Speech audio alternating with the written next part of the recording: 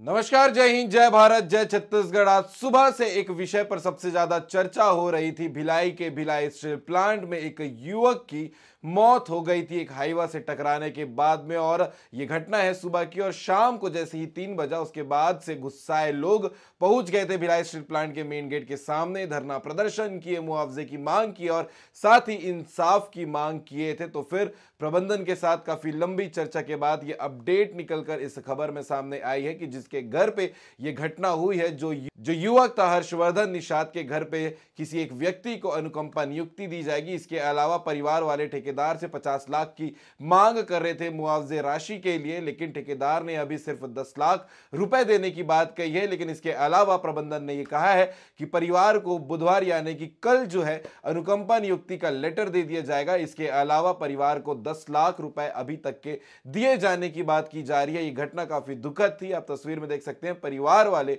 जो हैं रो रो कर उनका बुरा हाल हो गया था। लगातार बीएसपी में ऐसे हादसे हो रहे हैं, इसका असल जिम्मेदार कौन है, यह बड़ा विषय है जांच का। इसके अलावा जो लोग वहां पर मौजूद थे उन्होंने कहा है कि जो व्यक्ति हाईवा चला रहा था वो नशे में था और हर्षवर्धन निषाद नाश्ता करने के लिए, चाय पीने के लिए साइकिल से जा रहा था। यह हादसा जब हुआ तो फिर आधे घंटे तक वो लहूलुहान होकर तड़पता रहा। एम्बुलेंस भी टाइम पर नहीं आई, इलाज टाइम पर नहीं हो पाया, इसीलिए उसकी जान चली गई। और अब जो है उसके परिवार में किसी एक व्यक्ति को अनुकंपा नियुक्ति देने की बात हो रही है। ये अभी तक का अपडेट है इस केस में।